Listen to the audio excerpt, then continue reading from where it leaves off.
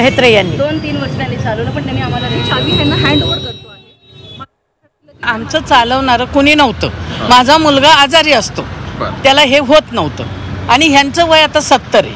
त्यांना या हॉटेलचं काम जमलं नाही म्हणून आम्ही आज 4-5 वर्ष भाड्यानेच देतो. आणि ते जी काही तुम्हाला मुलाखत दिली त्याला बी आम्ही भाड्यानेच दिलतो.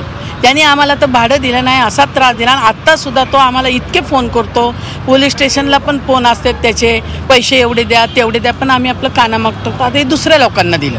आता त्या लोकांनी जर आतमध्ये काय केलं ह्याला मालक कसा जबाबदार आहे?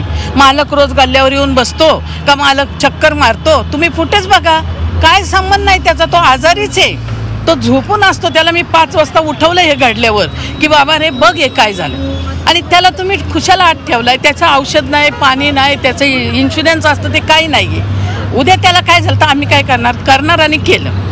आमचा दोष काय तेवढा मला म्हणायचं. त्यांनी सगळं घडून आणलं आणि आम्हाला ब्लॅकमेलचा काम उद्योग ह्यांनी केला. याच्यावर 138ची आमची केस चालू आहे, कोर्टात केस चालू आहे. त्यांनी भाडं आम्हाला कधी दिलं नाही. 2-3 वर्ष हॉटेल चालवत होता, त्याच्यामुळे आमचा वादविवाद होता आणि त्या वादातून त्यांनी ह्या सगळ्या घटना घडवलेल्या. रोनाल्ड जो आहे तो रोनाल्ड सगळे हे रोनाल्डनी घडवलेले. तो इकडे तिकडे सांगतो, सगळीकडे जातो, पोलीसकडे जातो, एक्साइज ऑफिस. ह्याच्याबद्दल आम्ही सगळीकडे तक्रारी ठेवल्यात, पण त्याची काय दखल कोणी घेतली नाही. जवळजवळ ही जागा त्यांनी 4 वर्ष चालवली. जर त्यांना वाटते की ही जागा इलिगल होती तर त्यांनी हे भाड्याचं का करावं ॲग्रीमेंट? माझ्याकडे व्यवस्थित रजिस्टर ॲग्रीमेंट आहे, जे पोलिसांना पण सबमिट आहे.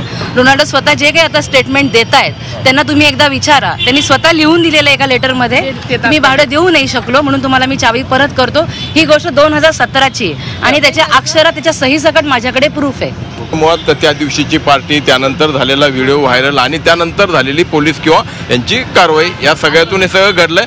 पण तुम्ही जे काही म्हणता ती एक बाजू आहे आणि त्यामुळे या प्रकरणाला एक वेगळं वळण आता लागलं आणि त्याचा देखील तपास आता पोलिसांनी किंवा संबंधित यंत्रणांनी करण्याची आवश्यकता आहे.